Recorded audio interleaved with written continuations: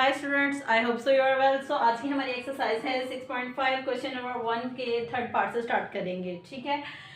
इसके जो first and second part वो मैंने अपने पिछले लेक्चर में समझा दिया, उसका मैं डिस्क्रिप्शन में लिंक डाल दूंगी ताकि आप लोग इजीली उस लेक्चर को सुन सकें। एंड देन क्वेश्चन नंबर 1 के थर्ड पार्ट की तरफ आते हैं। Find the values of x and y from the following right angle triangles. अब हमने क्या करना है, ये हमें डायग्राम्स दी हुई हैं, ये हमें एंगल्स दिए हुए हैं, इनके अंदर से हमने एक्स वाई एंड जी की वैल्यूज फाइंड करनी है और वो भी किन में, राइट एंगल ट्राइंगल्स के थ्रू। सो यहाँ पे हमारे पास क्या है, एम एंगल बी, ये हमारे पास बी के ये कौन सा हमारे पास आ रहा है 90 डिग्री का एंगल। यहाँ पे हमने 90 डिग्री लिख देना है। M angle C is equal to, ये किसके इक्वल आ रहा है 60 डिग्री के इक्वल, और जेड की वैल्यू हमें गिवन है, Z is equal to 2cm। अब हमें फाइंड क्या करना है, एक्स एंड वाई फाइंड करना है। सो हम यूज करेंगे cos theta is equal to base divided by hypotenuse. So base क्या है हमारे पास x है एंड हाइपोटेन्यूज क्या है हमारे पास z है। z मीन के 2 है यहाँ पे। सो cos थीटा की जगह पे क्या आएगा हमारे पास 60 degree.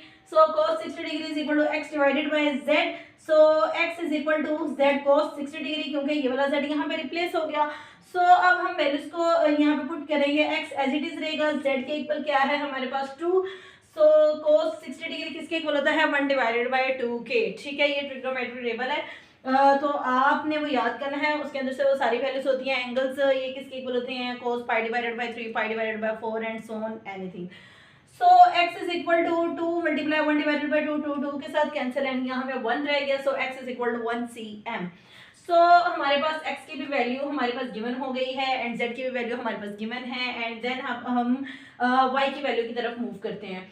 So now using sin theta is equal to perpendicular divided by hypotenuse. अब sin theta is equal to perpendicular divided by hypotenuse है, थीटा की जगह पे 60 डिग्री आ जाएगा एंड परपेंडिकुलर की जगह पे आ जाएगा y। परपेंडिकुलर होता है ये वाला y आ गया, एंड हाइपोटेन्यूज क्या होता है, ये होता है। ठीक है, z आ गया। सो यहाँ पे भी वैल्यूज को रिप्लेस कर देंगे, ये वाला z यहाँ पे चला जाएगा। So y is equal to z sin 60 degree. So y is equal to z की वैल्यू पुट करेंगे 2 एंड sin 60 डिग्री के ऊपर कितना होता है 3 square root divided by 2। So 2 के साथ cancel, y is equal to 3 का square root and cm। So हमारे पास इसकी तीनों वैल्यूज फाइंड हो गई हैं, x y and z। z की हमारे पास पहले ही गिवन थी तो हमने 2 वैल्यूज को फाइंड किया है x एंड y की। सो इसके लास्ट पार्ट की तरफ आते हैं। क्वेश्चन नंबर 1 के 4 पार्ट है इसका। यहाँ पे भी हमें डायग्राम दी हुई है, इसके अंदर भी एंगल्स हमें गिवन है।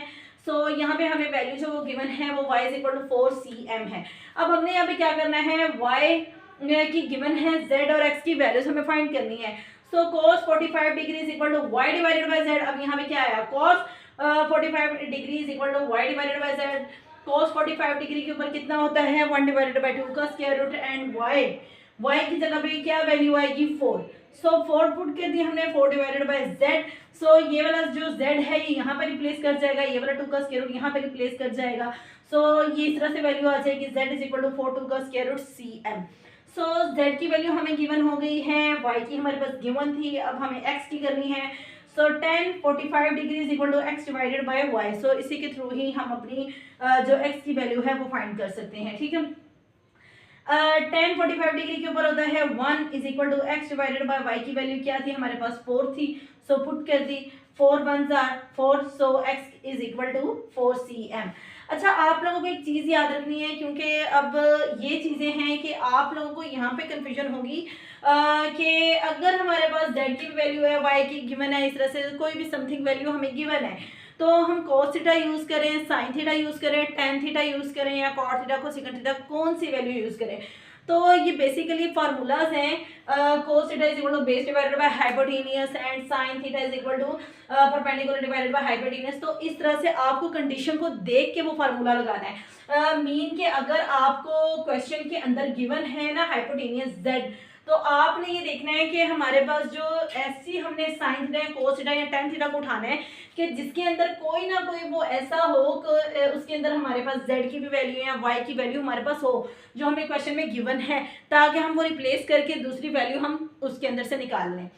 सो इस तरह से आप लोगों ने लेकर चलना है। अब यहाँ पे था तो मैंने cos 45 डिग्री को यूज किया, y divided by z। y मेरे पास गिवन था क्वेश्चन में, z मुझे फाइंड करना था, सो मैंने रिप्लेस करके y की वैल्यू फाइंड कर ली है, z की वैल्यू फाइंड कर ली। सो इसी तरह से हम वैल्यूज फाइंड करेंगे। बस हमें जस्ट हिंट लेने हैं, जैसे साइन थीटा हमने कहाँ पे यूज करना है, कोस थीटा कहाँ पे यूज करना है, टेन थीटा हमने कहाँ पे यूज करना है। तो इसके फार्मूलाज हैं आपकी बुक के अंदर ही, वो मैंने लेक्चर बनाया था, उसका भी मैं लिंक आप लोगों के इसी डिस्क्रिप्शन में डाल दूंगी।